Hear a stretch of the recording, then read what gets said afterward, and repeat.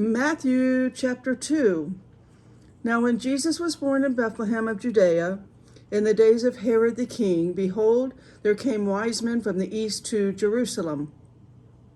So here Matthew identifies Jesus' birthplace as Bethlehem of Judea. We know from Luke's gospel that Joseph and Mary traveled from where they lived, Nazareth, in Israel's northern region of Galilee, to a small town of Bethlehem outside of Jerusalem. As a descendant of King David, Joseph had to report in at Bethlehem for the purpose of required government census. Read that in Luke 2, 1-4. The significance of Jesus' birth is in this specific town is revealed in the following verses. Jesus' birth occurred during the reign of King Herod, also called Herod the Great. Herod's kingship is entirely artificial. The Romans often installed a local ruler over people they had conquered. Under their authority, Herod ruled as king over Israel from 37 to 4 BC. According to most scholars, Jesus was born near the end of his reign. Herod accomplished great things as king over Israel, including the restoration of the temple in Jerusalem. He was also ruthless, especially near the end of his life. He killed his wife and several sons and many other relatives to protect his own power. His approach to the news of the newborn king of the Jews will follow this pattern. Matthew 2:16-18. Verse 2, saying, "Where is he that is born King of the Jews?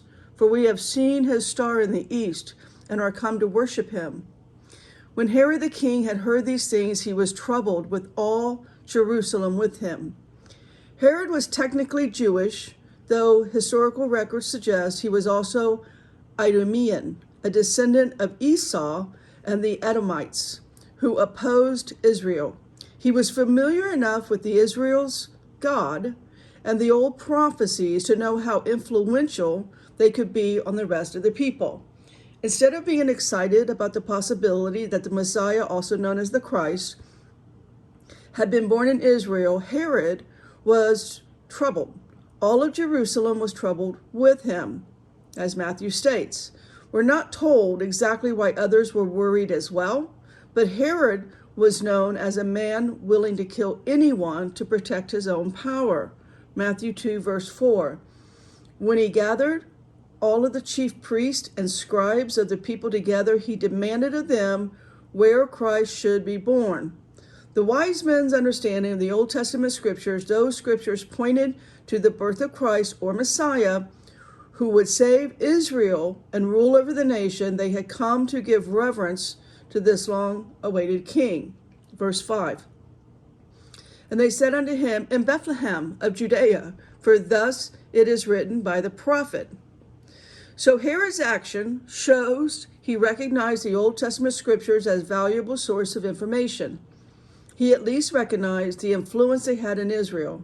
He called together the chief priests and scribes, the ones who knew Israel's scriptures best, to answer a prophecy question: where is the Messiah to be born?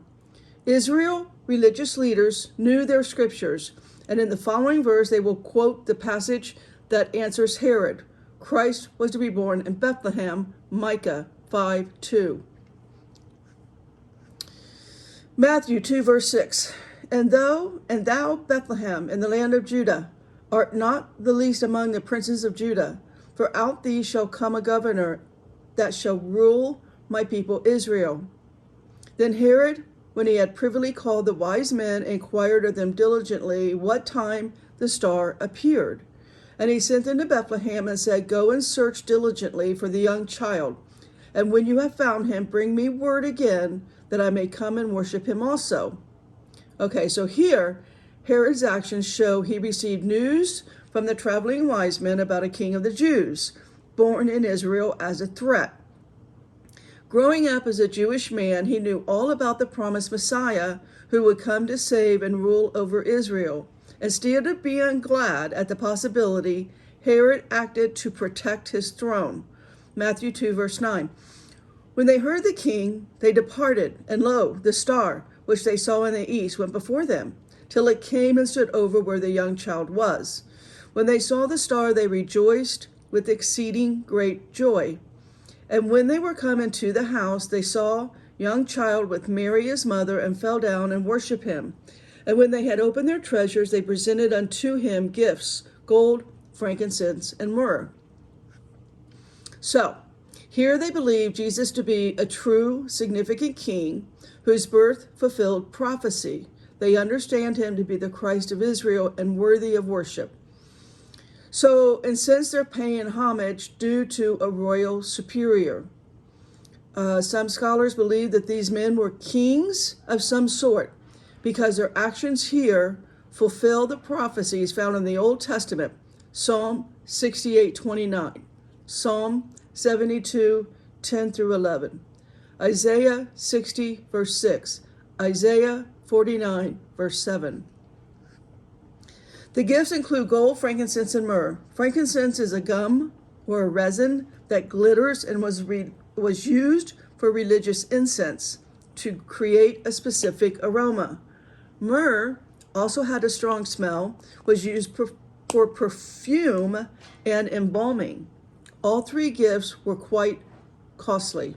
Fortunately, these would have greatly helped Joseph and Mary to fund their emergency trip to Egypt to flee from Herod, Matthew 2:13.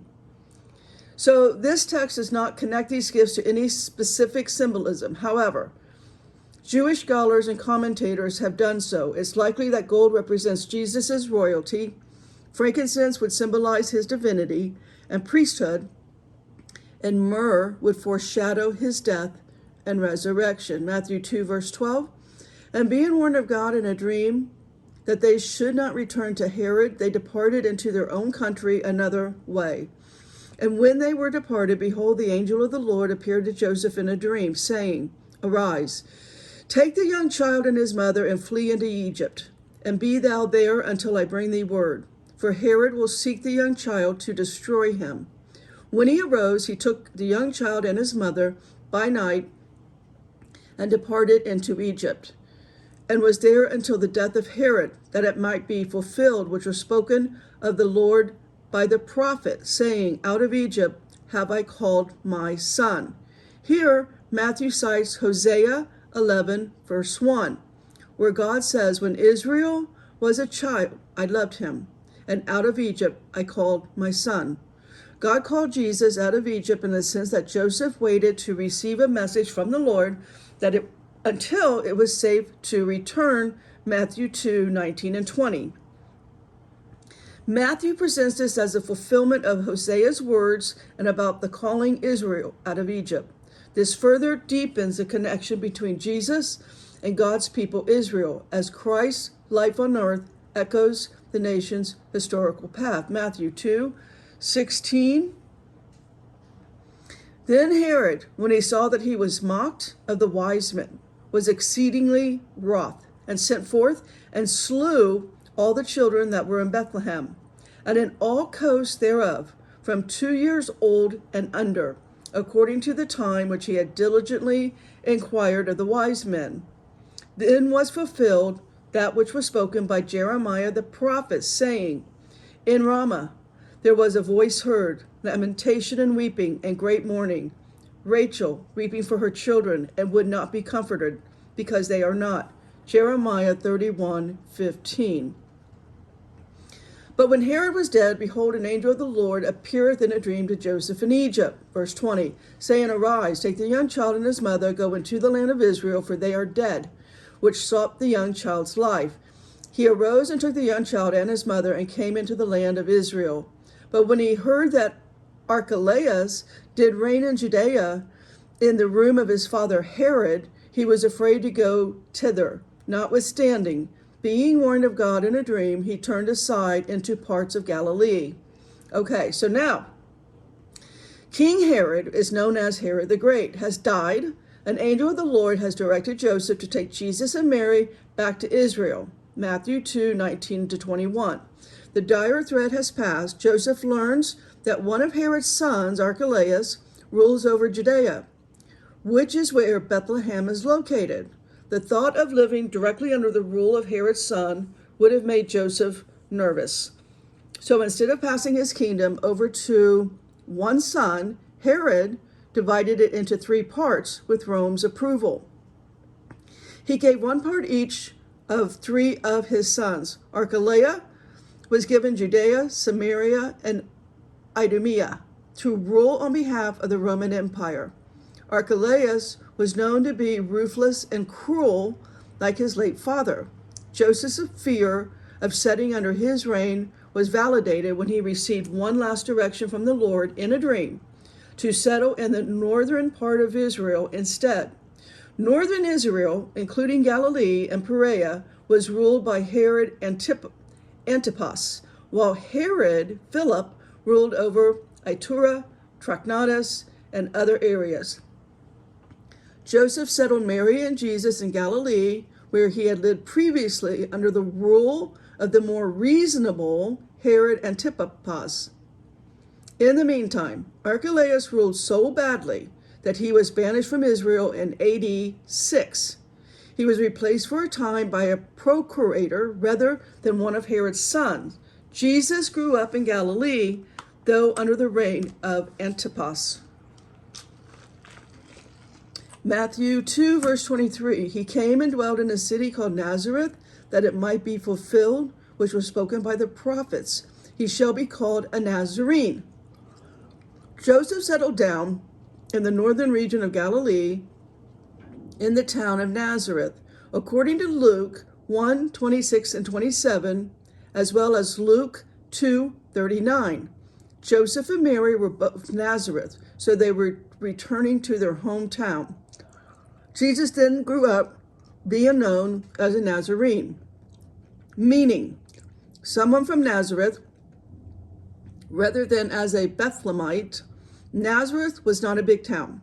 Some scholars estimate that the local population would be between 200 and 1,600 people in Jesus' early years. Nazareth did have a low reputation in Israel. However, when first learning of Jesus, the disciple Nathanael famously said, "Can anything good come out of Nazareth?" Read John 1:46. It would have been considered unimportant, low class, and backwards to a more sophisticated Jew. Messiah would come from Nazareth. However, many prophecies indicate he will be despised. Psalm 22:6, Isaiah 49:7, Isaiah 53:3, Isaiah 11:1. Refers to a branch coming from Jesse. The Hebrew term for branch is Nasir and implies something lowly or common, perhaps being from the despised town of Nazareth, fulfilled those prophecies in Matthew's eyes.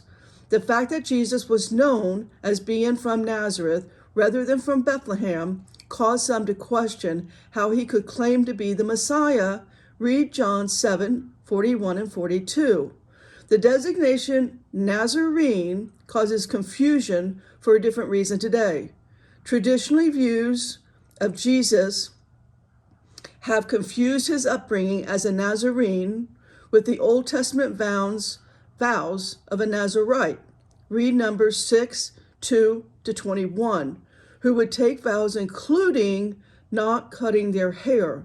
This confusion inspired the depiction of Jesus with unusually long hair in classical art. And that's why all God's people will stay in the Word.